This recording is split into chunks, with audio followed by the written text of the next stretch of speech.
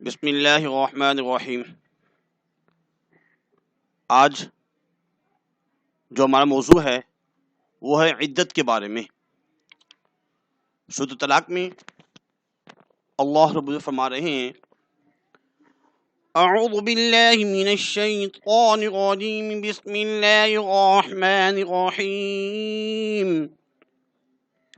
يا أيها النبي إذا طلقتم النساء فطلقوهن لعدتهن وأحصوا العدة واتقوا الله ربكم لا تخرجوهن من بيوتهن ولا يخرجن إلا أن يأتين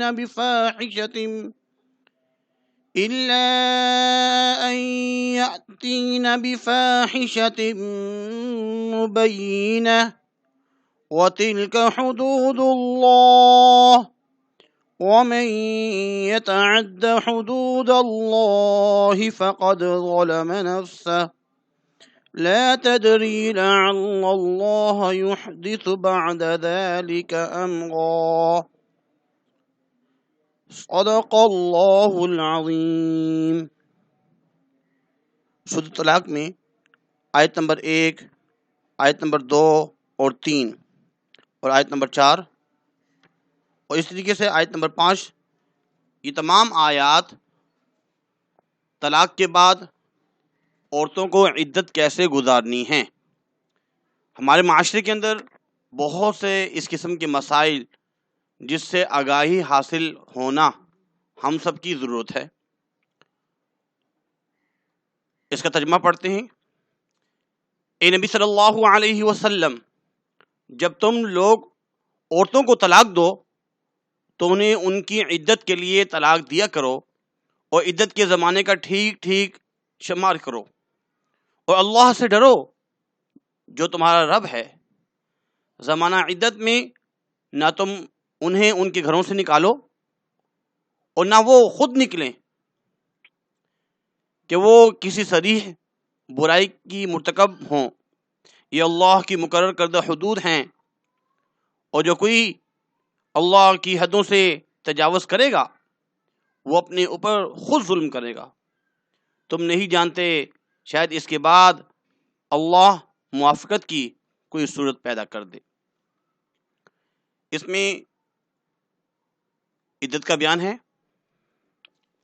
لغت میں اصل میں عدت اگر عین کی کسرے کے ساتھ ہے تو اس میں مراد ہوتا ہے شمار اور گنتی کرنا، کاؤنٹنگ کرنا، اور شریعت میں، شرعی اصطلاح میں عدت سے مراد اس انتظار کرنے کو عدت کہتے ہیں جو نکاح یا شبہ نکاح کے زائل ہونے کے بعد کیا جائے۔ نکاح ختم ہو چکا ہے، خلا کی صورت بنی تو اس کے بعد عدت گزارنی ہوتی ہے۔ اس زمانے میں دوسرا نکاح کرنا ممنوع ہے۔ اب جو ہے دوسرا نکاح نہیں کر سکتے جب تک عدت پوری نہیں ہوگی، اس وقت دوسرا نکاح نہیں کر سکتے۔ عدت عورت پر واجب ہے نہ کہ مرد پر۔ ہاں، مقام دو ایسے ہیں جہاں مرد کو بھی انتظار کرنا پڑتا ہے، جیسے مطلقہ بیوی کی بہن، بھانجی، خالہ وغیرہ سے اس وقت تک نکاح نہیں ہو سکتا جب تک وہ عدت میں ہے۔ اور جیسے عرب لوگ جو ہے 3-4 شادیاں کرتے ہیں، چوتھی بیوی کو طلاق دے دی، اب جب تک وہ اپنی عدت پوری نہیں کرے گی اس وقت تک وہ ایک اور چوتھا نکاح جو ہے نہیں کر سکتا۔ عدت گزارنا جو ہے بہت ضروری ہے۔ آج کل سیکولرزم پھیل رہا ہے اور لوگ مذہب سے دور ہیں، مذہب سے دور ہو رہے ہیں۔ بہت ساری خواتین عدت گزارتی ہی نہیں ہیں، طلاق کے بعد بھی نہیں گزارتی، اور اگر ان کے شوہر فوت ہو جائیں اس کے بعد بھی عدت نہیں گزارتی۔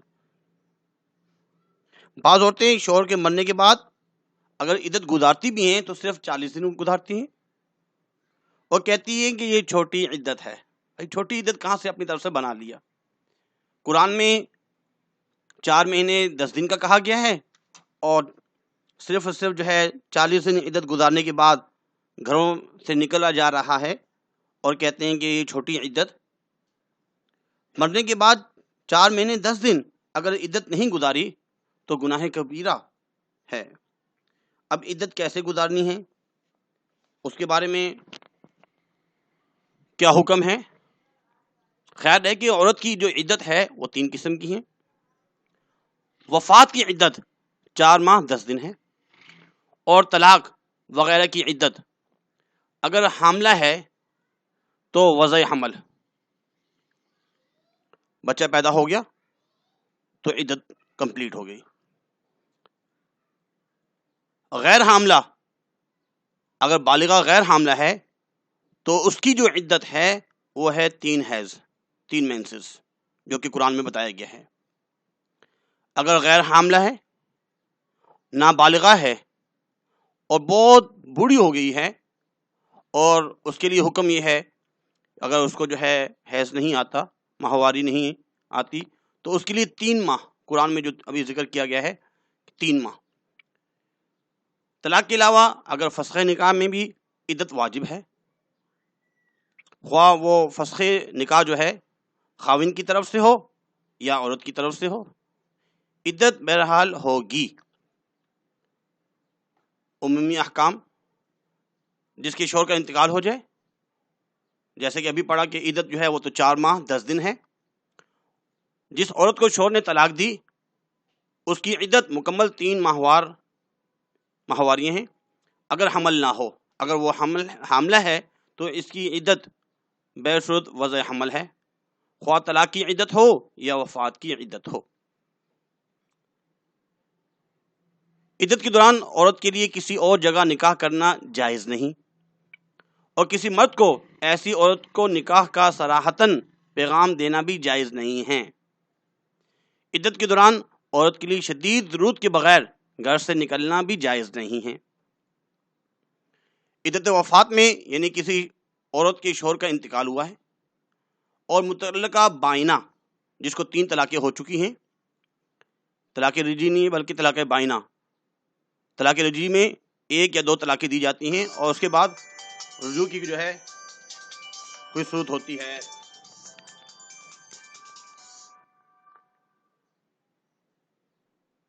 تو وہ عورت جسے طلاق بائنہ دی گئی ہے اس کے لیے عدت میں زیب و زینت، بناؤ سنگار کرنا، خوشبو لگانا، چوڑیاں اور نئے کپڑے وغیرہ پہننا، یہ سب چیزیں جائز نہیں ہیں۔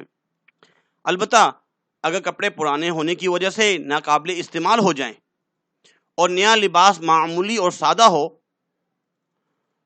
زینت میں نہ آتا ہو، شوخ رنگ نہ ہو، تو اس کی اجازت ہوگی۔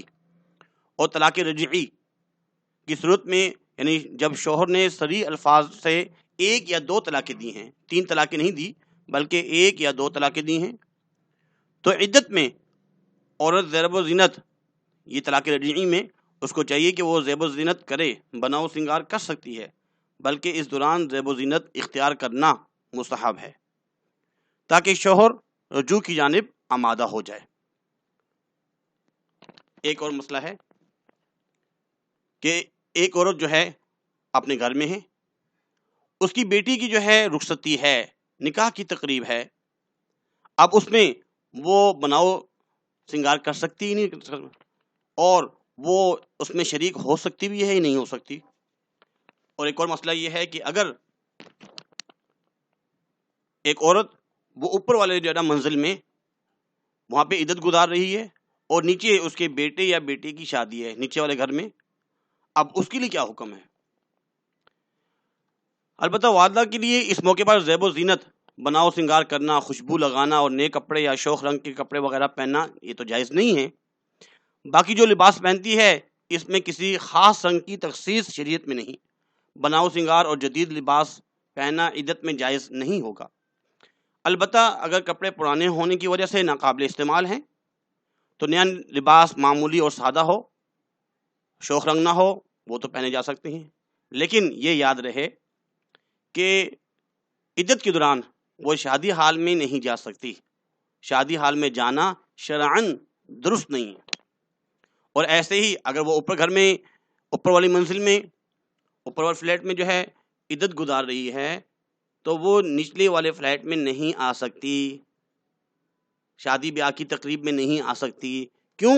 اسے عدت گزارنی ہے. ایک اور بات بھی سننے میں آتی ہے کہ شوہر کا انتقال ہو گیا کسی ہاسپٹل میں، عباسی ہاسپٹل میں یا جناح ہاسپٹل میں، آغا خان میں، کہیں بھی. اب پتہ چلتا ہے عورتیں کہاں جا رہی ہیں جی؟ ہاسپٹل جا رہی ہیں جی. کیوں؟ آخری دیدار کرنے. بھائی اللہ نے منع کر دیا ہے کہ جیسے ہی آپ کو پتہ چل جائے کہ شوہر کا انتقال ہو گیا ہے یا طلاق کی خبر آپ تک پہنچ جائے، اب کیا کام کرنا ہے؟ اب جو ہے گھر میں رہنا ہے. عورت گھر جائے گی اور وہاں پہ عدت گزارنا شروع کر دے گی. دوسری آیت، فَإِذَا بَلَغْنَ أَجَلَهُنَّ فَأَمْسِكُوهُنَّ بِمَعْرُوفٍ أَوْ فَارِقُوهُنَّ بِمَعْرُوفٍ.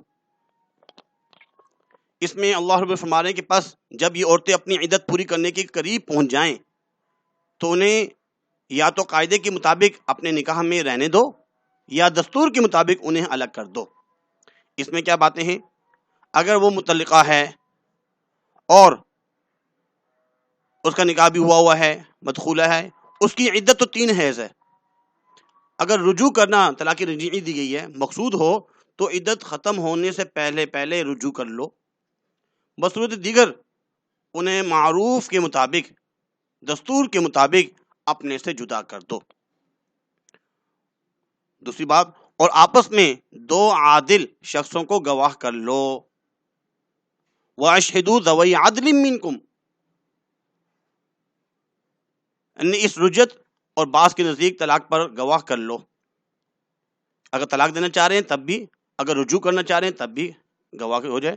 یہ جو امر ہے یہ واجب کے لیے ہی نہیں ہے بلکہ مستحب ہے، یعنی گواہ بنا لینا بہتر ہے، تاہم ضروری نہیں. اور اللہ کی رضامندی کے لیے ٹھیک ٹھیک گواہی دو. ایک اور بات کی جا رہی ہے، گواہی جو دینی ہے وہ ٹھیک ٹھیک. وَأَقِیمُوا الشَّهَادَةَ لِلَّهِ. اگر گواہی دینی بھی ہے تو صحیح دینی ہے، اس میں کمی نہ ہو. یہ تاکید گواہوں کو ہے کہ وہ کسی کی رعایت اور لالچ کے بغیر صحیح گواہی دیں. اگر صحیح گواہی دے رہے ہیں ذالکم یوعظ بہ، تو یہ جو نا وہ جس کی نصیحت اس سے کی جاتی ہے. نصیحت کی کیا جا رہی ہے؟ من کان یؤمن باللہ والیوم الآخر ومن یتق اللہ یجعل لہ مخرجا. جو اللہ پر اور قیامت کے دن پر ایمان رکھتا ہو اور جو شخص اللہ سے ڈرتا ہے، اللہ اس کے لیے چھٹکارے کی شکل نکال دیتا ہے. دیکھیں گواہی صحیح دی جا رہی ہے. اب کیا ہے، کوئی بھی مصائب آئیں گے دنیا میں آخرت میں، اللہ رب العزت آسانی فرمائیں گے. یعنی شدائد اور آزمائشوں سے نکلنے کی کوئی سبیل، کوئی راستہ اللہ تعالیٰ پیدا فرما دیتے ہیں.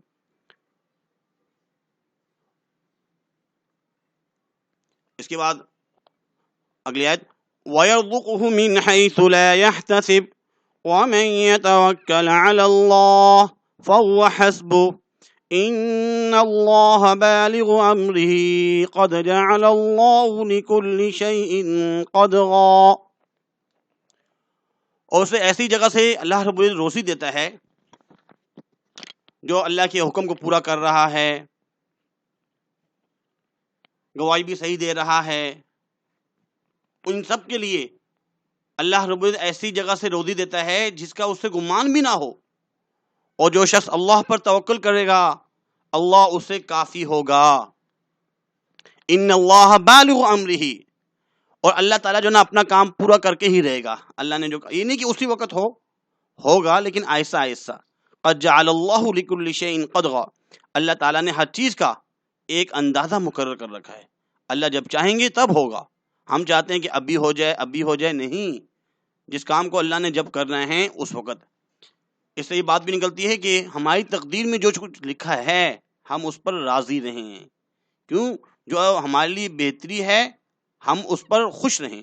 جب انسان کہتا ہے کہ نہیں یہ نہیں، یوں ہونا چاہیے، جب ہم اللہ کی تقدیر پر راضی نہیں ہوتے اس وقت پریشانی شروع ہو جاتی ہے. اگلی آیت واللائی یئسن من المحیض من نسائکم ان اغتبتم فعدتہن ثلاثۃ اشہر، اس میں بتایا جا رہے ہیں کہ تمہاری عورتوں میں جو عورتیں حیض سے نا امید ہو گئی ہوں، اگر تمہیں شبہ ہو تو ان کی عدت 3 مہینے ہے۔ یہاں پہ ایک مسئلہ ہے کہ کچھ عورتیں ایسی ہیں جو عمر رسیدہ ہو چکی ہیں، بوڑھی ہو چکی ہیں، اور ان کو جو ہے حیض نہیں آ رہا، بند ہو چکا ہے، یا جنہیں حیض آنا بھی شروع ہی نہیں ہوا، بالغ تو ہو چکی ہیں۔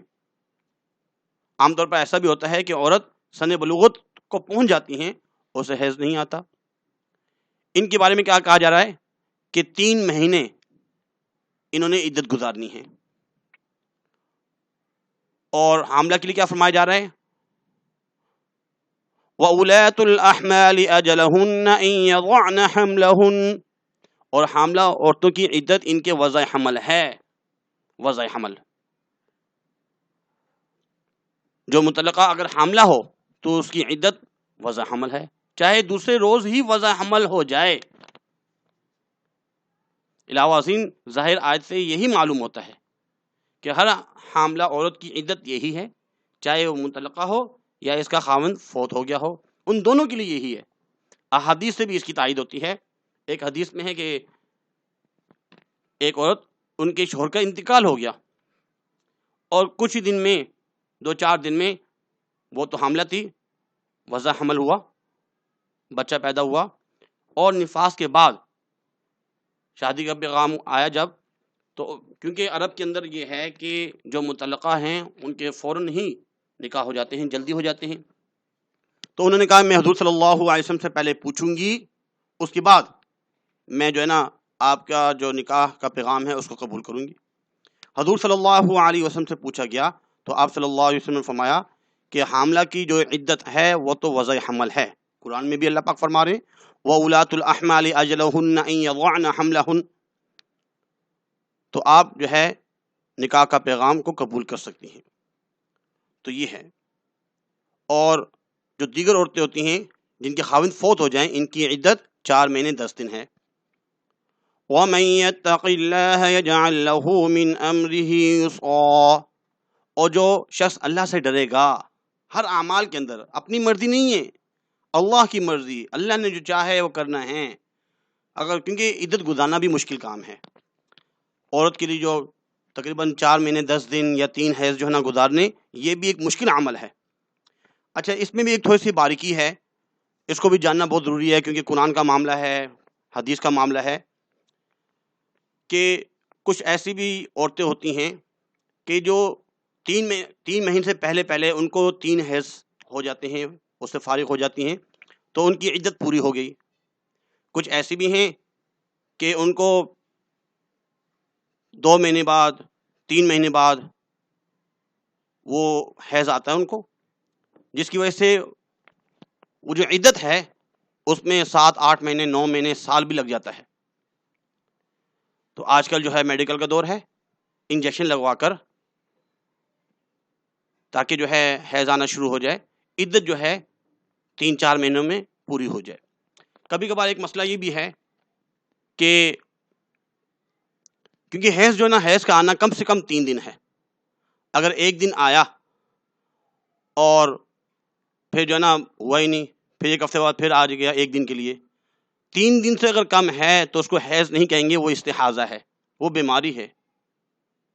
3 دن کم سے کم، 3 دن تو آ گیا، حیض ہوا، پھر دوبارہ بھی حیض ہوا، اب جو ہے تقریباً دوبارہ جو تیسری مرتبہ جو ہوا وہ جلدی ہو گیا، اس کے لیے بھی طہر کا زمانہ، کم سے کم طہر کا جو زمانہ ہے وہ 15 دن۔ 15 دن سے پہلے اگر حیض دوبارہ اگر آ رہا ہے تو اس کو حیض نہیں کہیں گے، وہ بھی استحاضہ ہے۔ حیض کے لیے جو طہر کا پاکی کا جو دور ہوتا ہے وہ کم سے کم 15 دن، 15 دن کے بعد دوبارہ حیض آنا چاہیے۔ اگر پہلے ہے تو اس کو تسلیم نہیں کیا جائے گا، نہیں مانا جاتا۔ اس لیے 3 حیض کو پورا کریں گے تب جا کے عدت پوری ہوتی ہے، کیونکہ قرآن کے مسائل ہیں۔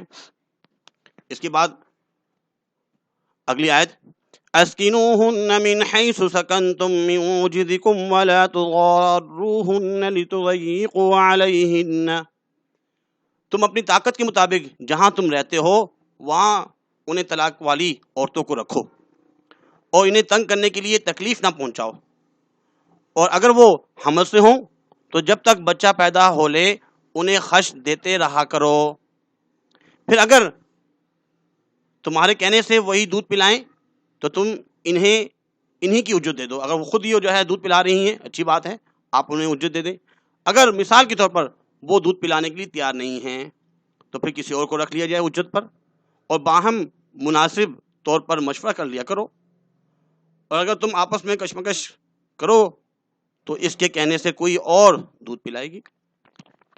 اس میں جو پوائنٹ بنے جیسے 1 2 3 اسٹار جو اسٹار سے بنے ہوئے ہیں ان کی آگے تفصیل جو ہے نا بیان کی گئی ہے، جیسے اس میں 1 اور یہ 2 اور ایسے ہی جو ہے یہ 3 4 5 اور 6، اس طریقے سے جو ہے تمام مسائل کو اس میں واضح طور پر بیان کیا گیا ہے۔ ہمارے ہاں ایک جو ہے نا بہت بڑا مسئلہ یہ ہے کہ عورتوں نے سن لیا، ایک عورت نے سن لیا کہ ان کے شوہر نے ان کو 3 طلاقیں دی، اب وہ کہتی بھائی آپ نے مجھے 3 طلاقیں دی ہیں، اب تو میں گھر جانا چاہ رہی ہوں، وہ کہتے نہیں میں نے تو 3 طلاقیں دی نہیں، اور فتویٰ کہیں سے لے کر آگے کہ بھائی وہ جو 3 طلاقیں اکٹھی دی تھیں وہ تو ایک جو ہے طلاق شمار ہوئی، ایسے نہیں، جب 3 طلاقیں دی ہیں طلاق مغلظہ ہے اور 3 طلاقیں ہوں گی، انشاءاللہ اس کے بارے میں ہم ایک الگ جو ہے یوٹیوب پہ ویڈیو اپلوڈ کریں گے طلاق سے متعلق، ابھی ہمارے موضوع نہیں ہے، تو بہتر یہ ہے کہ اگر طلاق دی جائے تو عدت جو ہے وہ اپنے والدین کے گھر میں گزارے، اور وہ نان نفقہ تو اسی کے ذمے ہے، نان نفقہ اگر وہ اسی کے ذمے ہے اس کو بھیجنا چاہیے۔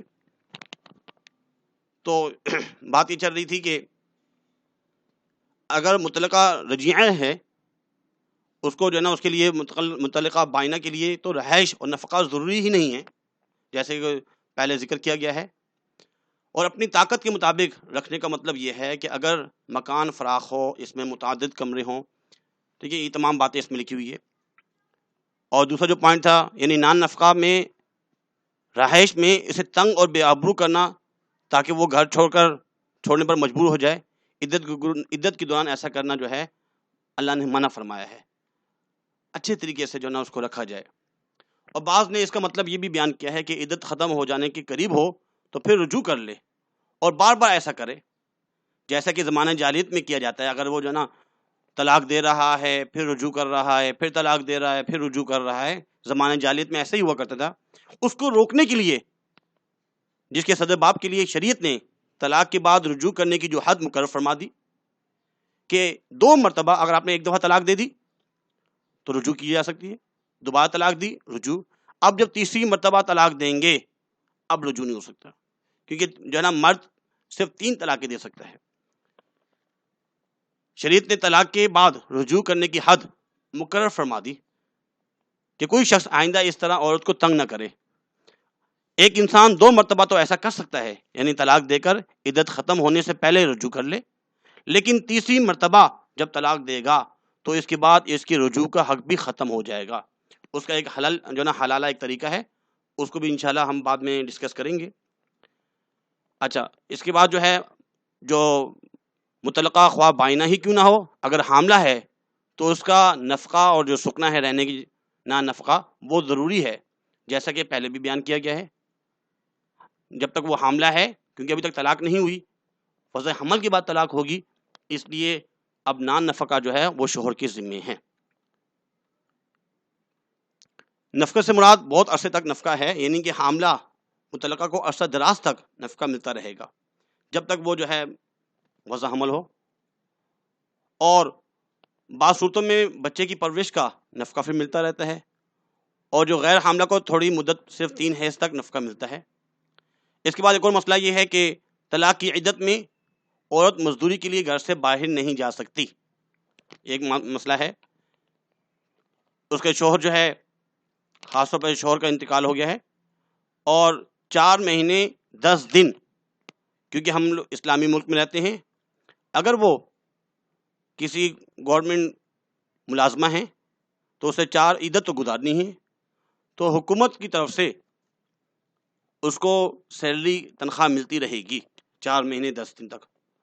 اگر وہ کسی کمپنی وغیرہ میں کام کر رہی ہے اور اگر کمپنی والے کہتے ہیں کہ اگر کام نہیں کرو گی تو ہم سیلری نہیں دیں گے، تو اس پر وہ عدالت میں مقدمہ درج کروا سکتی ہے، کیونکہ عدالت میں یہ بات واضح طور پہ لکھی گئی ہے کہ